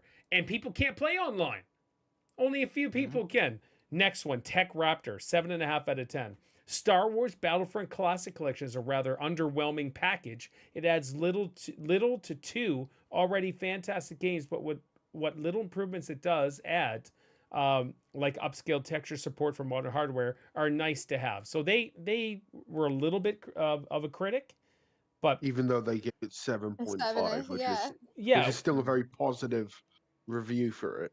And so right here it says Star Wars Battlefront dev suffers critical errors with Classic Collection, and they said, we'd like to thank the Battlefront community for their overwhelming support and feedback for the Star Wars Battlefront Classic Collection release. At launch, we experienced critical errors with our network infrastructure. The result was incredibly high ping, matchmaking errors, crashes, and servers not appearing in the browser. Since launch, we've been working to address these issues and increase network stability, and we will continue our efforts until our network infrastructure is stabilized to prevent further outages. It's 2024. Online gaming has been around forever. Well, part of the problem is, I don't know if this has anything to do with it. Obviously, it's insider knowledge, but Aspire, who made this, are owned by Embracer Group, who are in some major trouble at the minute. Ooh. They've made a lot of bad investments, and they've had to sell off Saber Interactive, which was their kind of big money maker. They've had to sell that to keep afloat. And what I've been reading is that they've basically forced Aspire to push this game out early to just get as much money as they can in, because they're in real serious trouble. So it looks like, and with what I've noticed when playing, is they've just pushed the game out too early because they needed that money. Too early? It's been 20 years. But no, that's exactly it though. Why? What? So we talked about this before with player testing and just putting. Are these companies just not spending money on game testing? Well, I'm one person, been playing for 3 days, and I've read you the litany of bugs that I've found. If they'd had any player testing at all, they would have found all them bugs in one or 2 days and been able to fix them. So they've obviously not had any of that. Authentic to the original, eh? Well, it's not though. That's the thing. They've got the wrong sound clips here and there. They've got all these issues. So they've obviously not been authentic to the original. Yeah, it's mind blowing. I feel like the people that are like saying that it's authentic probably didn't play the originals. Yeah, certain things like the wrong sound cues are things that only someone who'd played the original hundreds of times would have noticed. Yep. If you've only played it 1 or 2 times, you wouldn't notice it's the wrong sound clip. It's so I know crazy. the sound clip. What's this? I know the sound clip. So Lee, do you have it? The game? Yes. You did buy it? Yeah. Okay. You were really quiet on that until right now, as in not, but over last week when we were talking about it, or over the week during streams and stuff, you didn't say anything about it. Yeah, because I bought it, but I haven't played it yet. Oh, okay. No. So, yeah, I think I uninstalled it, guys, if I'm being honest. I think from the living room, my Xbox in the living room, I think I uninstalled it. Like, I know I owe it to myself to play it again, because I have wonderful memories of it. Maybe in a year. In a year, it's going to be great. Hey. I don't know. I just thought graphically, I think it looks terrible. It just doesn't. It's the same as the original. It didn't look fantastic back in 2004, but you didn't know any different. No, that's a Now, thing. with the expectation of what games should look like, you go back to something like this. And in reality, you really need to have your nostalgia carry you through the experience. And it doesn't. And that's what I put on It Twitter. didn't for me either. Yeah, I It put on didn't for me Twitter. either. I was like, this game. So if I gotta find my tweet, because what I put on my tweet was actually kind of amusing. Let's go. I liked playing the original where you just put in the cheat codes and you just zip around the map as Darth Maul. There was cheat codes to put in there? Yeah, for the original, yeah. So here's what I put. I put on March 15th, 2 days ago. I said, Star Wars Battlefront, the Classic Collection is just plain terrible. The graphics suck, the controls suck, the AI suck. Nostalgia does not save this game. And that's a screenshot I had. I had 70 kills and 10 deaths. And I had 1 character left for a rebel and 0 left for the Empire, and that's how I won. It was 1-0, and basically me and an ATST were just sitting there, not doing anything. The ATST was just standing there until I shot it once, and then had to run away, and then it eventually started to move. Yeah, the AI in the first Battlefront was notorious for not being good. Yeah. They improved it in the second one. The only things they've done right are they have cleaned up the graphics, so it is scaled correctly to a big screen. And you can up the level of AIs per game to 32 on each side. Whereas back in the original, it was a maximum of 16 because the consoles couldn't handle anything other than that. You could bump it up to 32 for the PC version for the original. You could, yes, but now you can do this on console. So it's cool having like loads and loads of AIs running around shooting each other. Mm-hmm. But they're the only 2 positives I can say. Yeah. They also said, please continue to report bugs, errors, or expected behaviors to our support team via our request form. Who wants to do James, that? get started. Yeah, get started, James. But who really wants to take... Okay, hold on. There's something wrong here. Let me go to their Aspire request form and fill this out. I don't want to. I don't want to do it. There should be an in-game report bug function. And just like, hey, I encountered this error, blah, blah, blah. Submit it that way. I don't know. Well, they did the Lara Croft remasters 1 to 3. Does that have a lot of bad rap? They just got a major update, I think, that fixed a bunch of crap with that. But I'm not 100% sure with that. I know I thought I seen an article about it. Yeah. Well, there's a guy who I kind of watched a review for on YouTube, and he said something very, very true. He said there's one community that you can't really piss off, and that's the Star Wars community, because they are so vocal. They will rip you to shreds. Yes, and that's exactly what's happened. Yeah, I mean, it even got to the point where Star Wars community ripped each other to shreds. Like that's the state that the Star Wars community is in. I mean, they learned that with the first Battlefront, the new one in 2017, with the whole loot box debacle. That got into government levels of review of what is going on. And even EA had to reach out to DICE and go, guys, what are you doing? And they had to instantly backpedal because of the backlash. There aren't that many franchises that have that level of fan-base scrutiny and are that vocal that it can send things to a government level for review. Yeah, it's so insane. So on the remasters for Tomb Raider, it sounds like they did a lot of graphic repair and like movement repairs. Some crashing moments that would happen. Apparently a snowmobile was driving backwards and stuff that they were supposed to have fixed. And how though? How do you mess up these classic games? The Michael Jackson snowmobile. From what they put in like the patch notes, it sounds like a lot of it was texture issues, crashing, or weird movement issues. So can I just say, the whole world view of let's release a game and fix it down the line that seems to be becoming the norm. It is the norm. Across the entire industry now. You're right. It's the norm now. I think.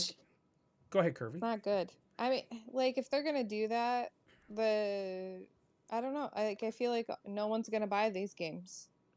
Like eventually, people are gonna catch on, and then they're gonna be like, okay, I'm gonna wait. I'm gonna wait and see if someone else plays it and see how bad it looks, or you know, they're not gonna get those pre-order sales like they might have normally gotten.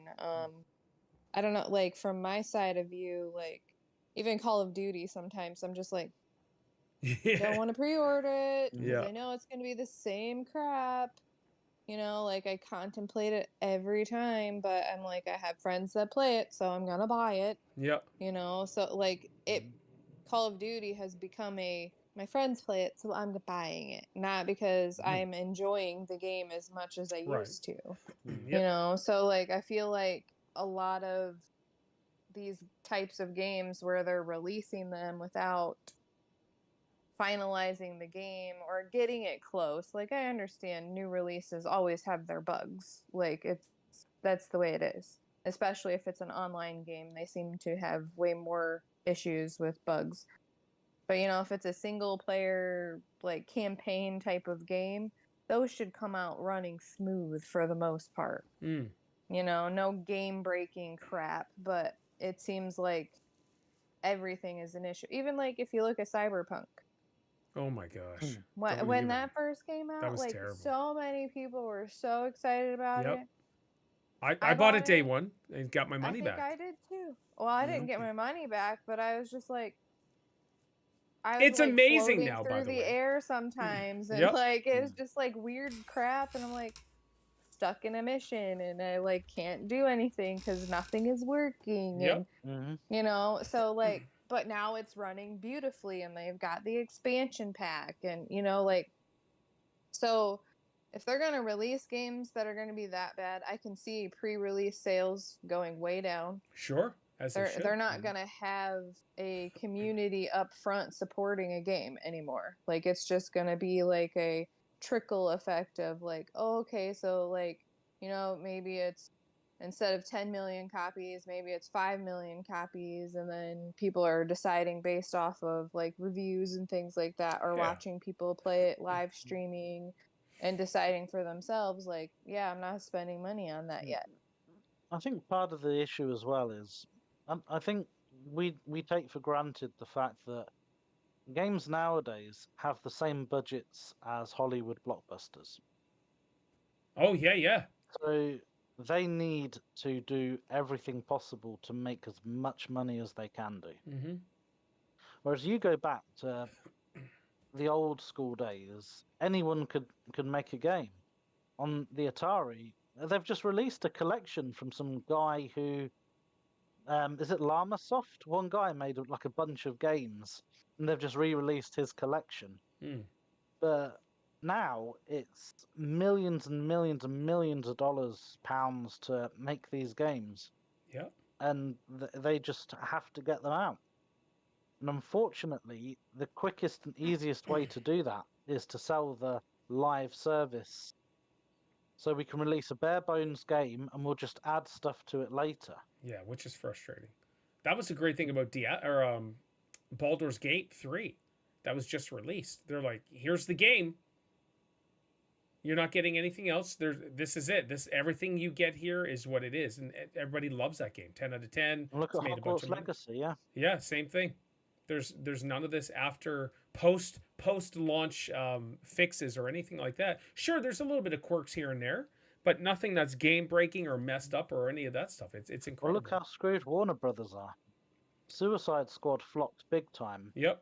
And the content is not there. No.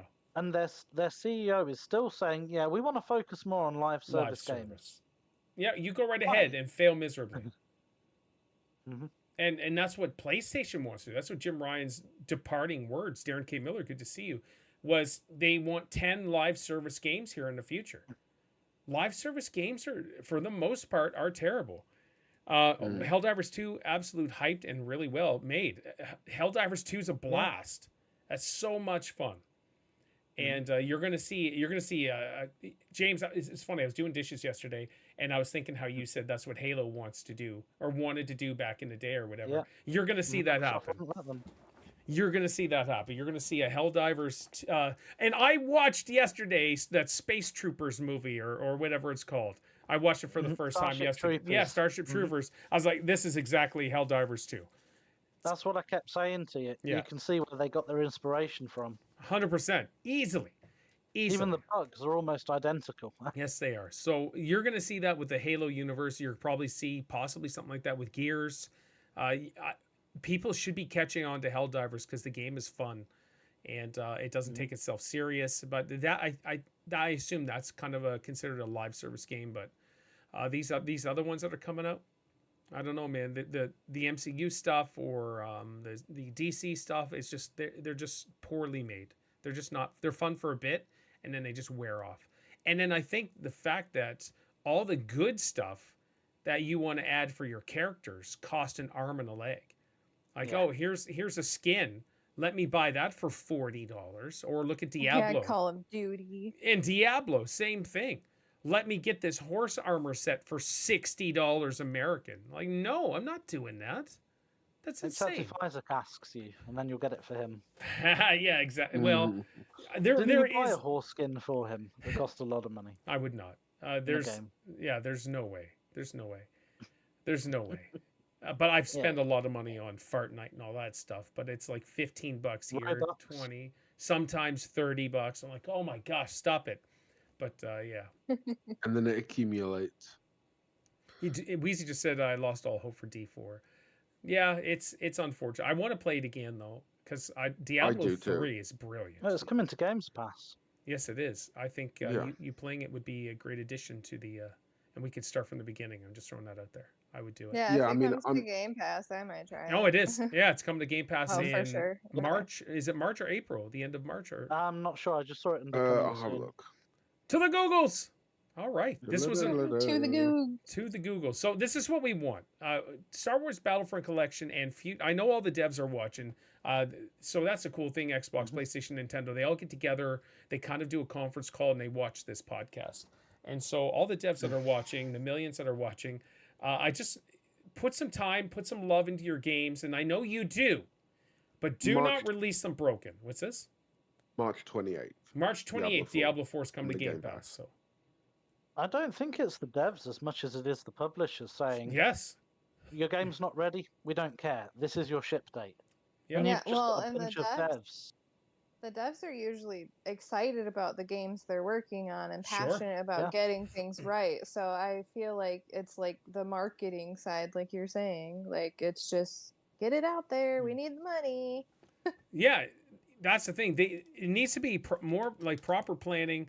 But we need these games that are AAA, quadruple A, to go through a full rigging, testing, all of that stuff, and reports, and it needs to be fixed.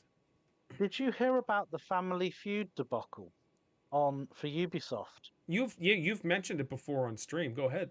I have. So I used to play Family Feud with my friend. It was a Ubisoft game released in 2020. And one day the servers just stopped. We thought they'd stealth drop the servers. But it turned out the servers had been down for nearly a year and Ubisoft hadn't even noticed. Oh my gosh. And it wasn't until a group of people from True Achievements, if anyone's heard that website, got in touch with someone in the industry who knew someone and went, hey, you know these servers don't work? And Ubisoft were like, let's have a look at these servers. Oh yeah, they don't work. And they fixed them, so they're back up. But that's the level of visibility that these companies have into their own product. They didn't even know their servers were down. That's amazing. That is amazing. And that's Ubisoft. Yeah. The quadruple A game developer. Exactly. Oh my gosh. Listen, I love Ubisoft though. They make wonderful games. Some of my best gaming experiences have been with Ubisoft games, so it's just they're getting lazy. They really are. And their execution of ideas. This is why the Assassin's Creed Japan, the future one, the one that's coming out next, the AC Japan, whatever it is, ninja, samurai, whatever. That has to be a golden gun for all their games. This is I think they're all in on this one. And this is what we want. So, all right, guys, this was awesome. Anything else before we departure? I'm That's all gonna, from me. yeah. I mean, I'm gonna finish Red Dead 2. I'm gonna finish off the season 2 of the Battle Pass for COD, and then by that time, Diablo 4 will be out on Game Pass, and I will get back into that. Okay. Now, James, if you're willing to play it, I know you said this is almost like a one and done for you, but playing with the boys, like you play it once and then you're done. So if you're willing to play it, I'll set some time aside during streams and we'll do it. Is there a intro where you have to play solo before you unlock multiplayer? A little bit. It's probably like 10 minutes.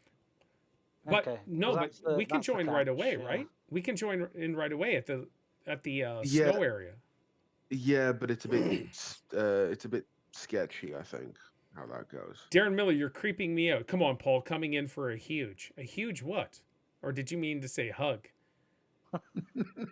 So if you're coming in for something huge from me, the only thing is my man boobies and gut. That would be the only thing. And Costco. Oh, the Costco wieners, baby. Let's go.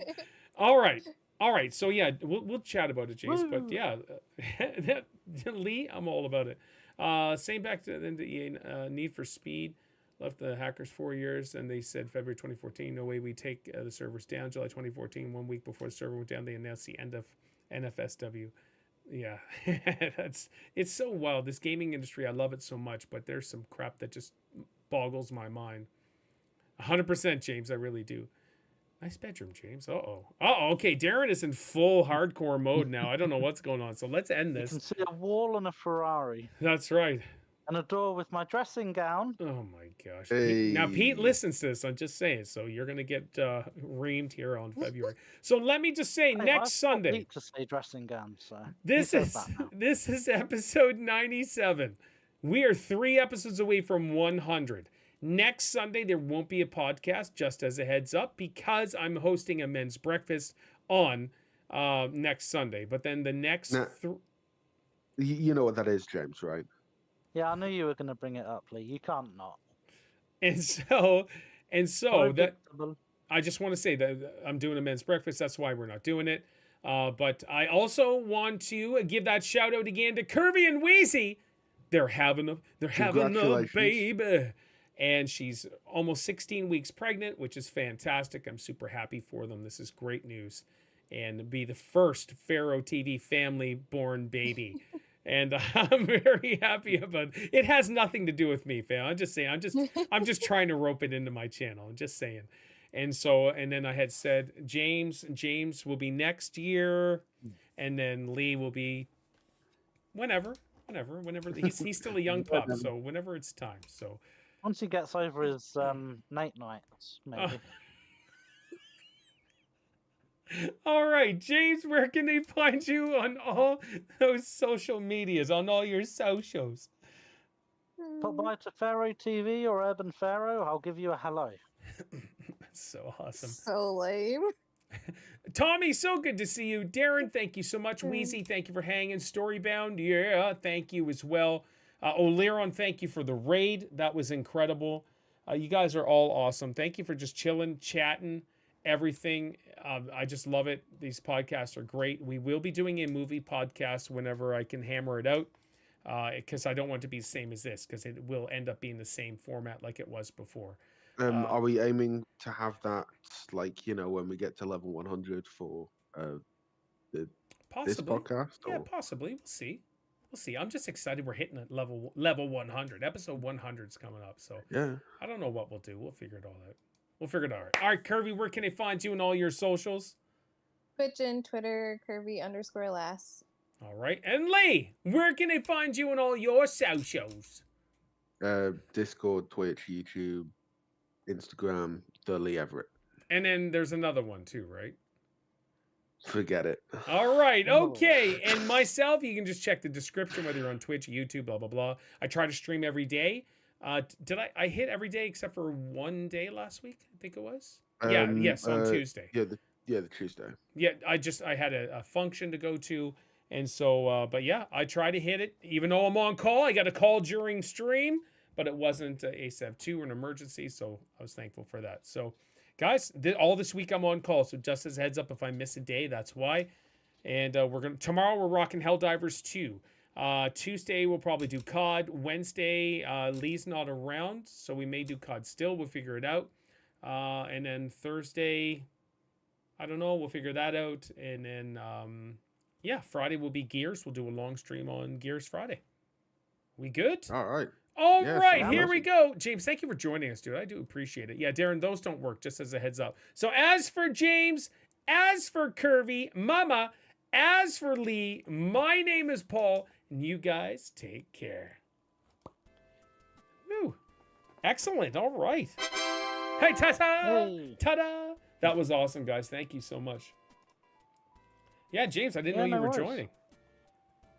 Well, I was going to message you my list of bugs and things, and I thought, actually, I'm free. I'm not doing anything. I may as well hop on myself and say hi. Yeah, absolutely. No way, James. You have time for us? Oh, Kirby just Where's that called him out.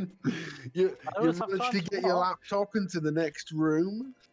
Well, I'm still in the same room. I'm just sitting on my bed. Oh, Yep. It's funny. You can tell Darren never comes to the podcast. He goes, LOL, we can still hear you all. We do this every week. Darren, we always have an after podcast chat. And then eventually I just shut it down. But you're welcome to listen. The millions do stick around and listen and all that stuff. But Yeah. no, this was awesome. now James, what is that Yes. Ferrari behind you? What type of Ferrari is It's that? a car. What, no way. Oh my gosh. You guys are terrible. But is it You like need to is be it more is it like a Testarossa. Ferrari F40 or something or? Is It's a there, Testarossa. Before you Okay. were born, Lee. Well, no doubt. are you a big car guy, James? I'm not, but that picture I've had since I was about 3 years old. It's Hey. the first picture that I ever got. My mum Okay. put it in my room as a baby, and it's just one of them things that's just been there. That's funny. It's never not been there. So, No, that's cool. yeah, that's an old car from the early 90s, the Testarossa. What type of Ferrari is that? A car. A car. It's a car. It It's a wasn't car. specific. That's so funny. What do you guys get planned this week? Coming. Work. Work, yeah. Just work. I've got a half day Thursday for my birthday. Because I'm going to be 32. That's so depressing. So I'm depressing. 48, man. What are you doing? You don't understand. It's just so old. I'm gonna old be age. Oh, I'm gonna be 24 this year. Oh, might as well Oh my die now. gosh, nightmare. So your birthday's Thursday. What are you going to be doing? I'm going to be spending some time with Mooney. We're going to jump on Discord and spend some time together. Okay. I've got a half day on Friday as well, so I booked that off so we can do some gears. But yeah, Monday we're going to do some Helldivers.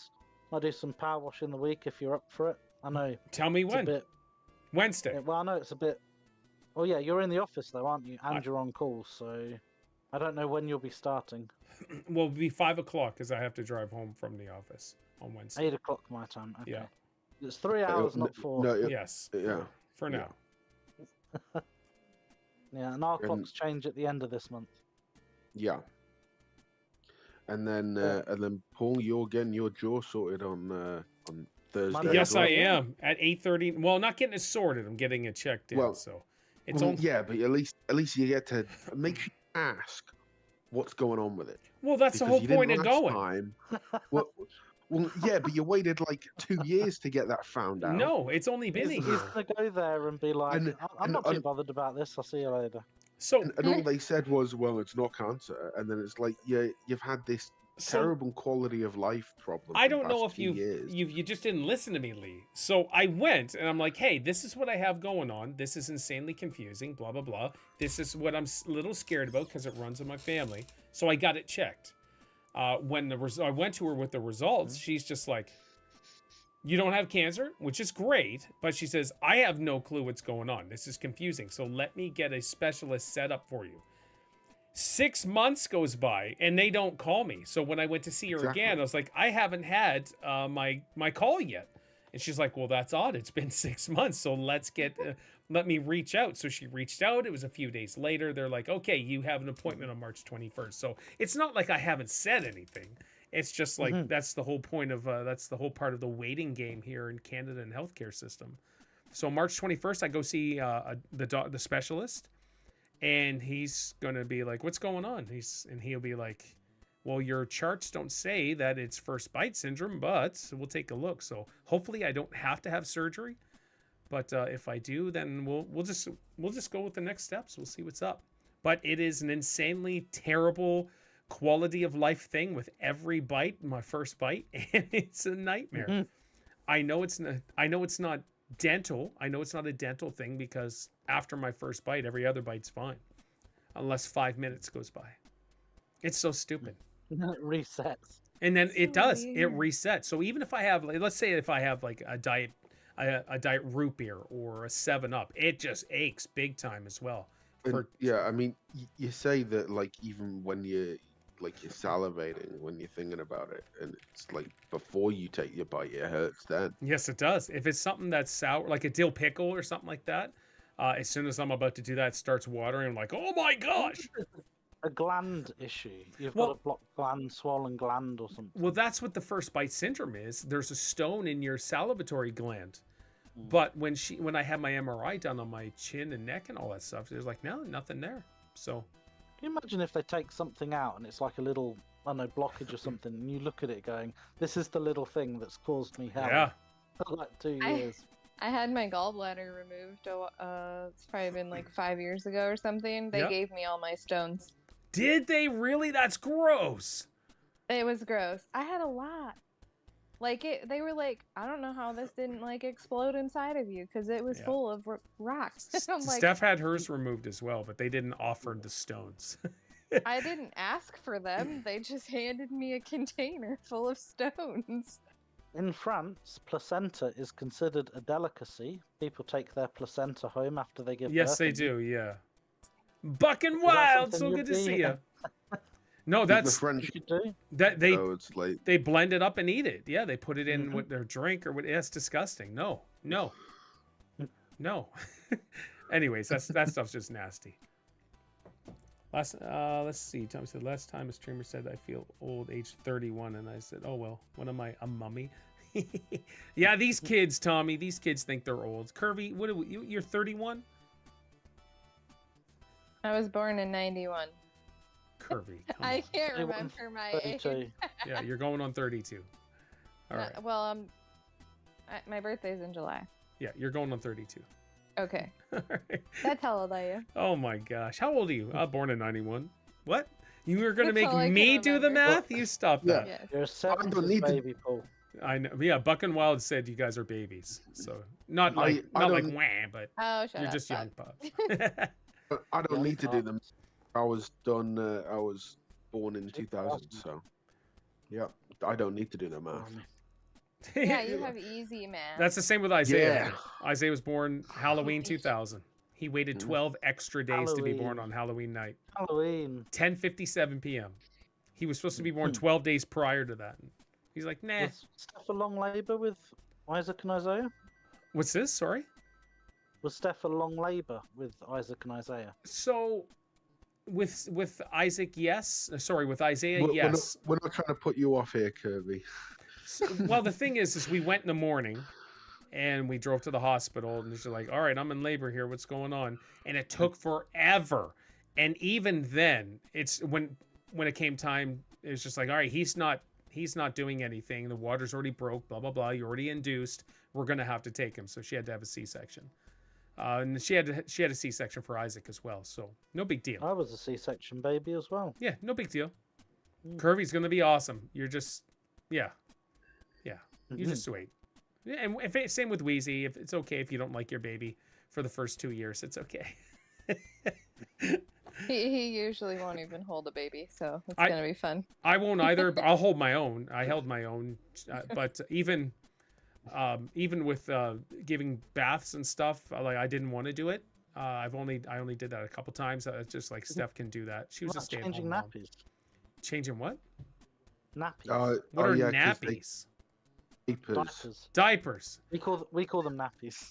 If I had to, I would do it. No, there's no issues. I didn't run from any task as a father. As a father, every opportunity that I had that, it's like, hey, I need to do this, I did it. But like Steph was a stay-at-home mom, right? So she did everything. Until 2019, that's when she started working outside of the home. So she did everything.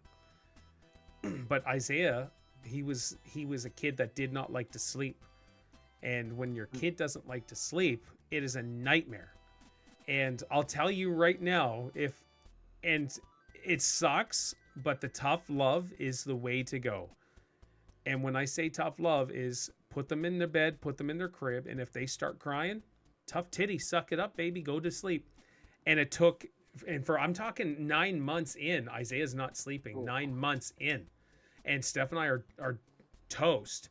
And we don't sleep anyway. So. True. But at that time, I was a churchgoer. And so we had the pastor do kind of like a pray thing for us. And it was just because we were just toast. We were wrecked. And it just dawned on our head to say, you know what, we need to do a little after this. It was like, we got to do a little tough love. We put Isaiah in bed. He'd scream, jump, yell, freaking out, just going nuts. And we're like, no, dude, you tire yourself out crying. We need to get our sanity back. It took 3 days, and then boom, everything switched right away. And that's it. 3 days. 3 days. Yeah. That's all we had to do was give a little tough love. Because when it's your baby, they start crying, you want to run to them, cuddle them. Oh my gosh, what's going on? Oh no, not me. But you're a person who loves your sleep though, right? So you're gonna want to do the tough love. No, that's what I'm saying. Like, I wouldn't run every time they cried, especially if I know they're fed, their diapers changed, they're good to go. Yeah, Grayson or Buck and Wild just said for sure we did not listen to that. We were 15 months in without Grayson sleeping. Oof. It's rough, but you kind of feel bad. But once you're at the lowest point of your life, feel like, oh, I can't do this, I can't do it anymore. Then it's just like, all right, tough love, suck it up, baby, and bam, it's a night and day switch. I'm hoping that because I love sleep, our baby will love sleep. Steph loves sleep. The baby did not sleep. I'm just throwing that out there. This is great, though. I love it. I'm so excited for you. I think this is wonderful. I'm super happy, and it's going to be awesome. All right, chat. The millions watching, thank you so much. And the billions listening and watching to the Vibe. The VOD, not the Vibe. Have a wonderful weekend. It was See you tomorrow. Take care.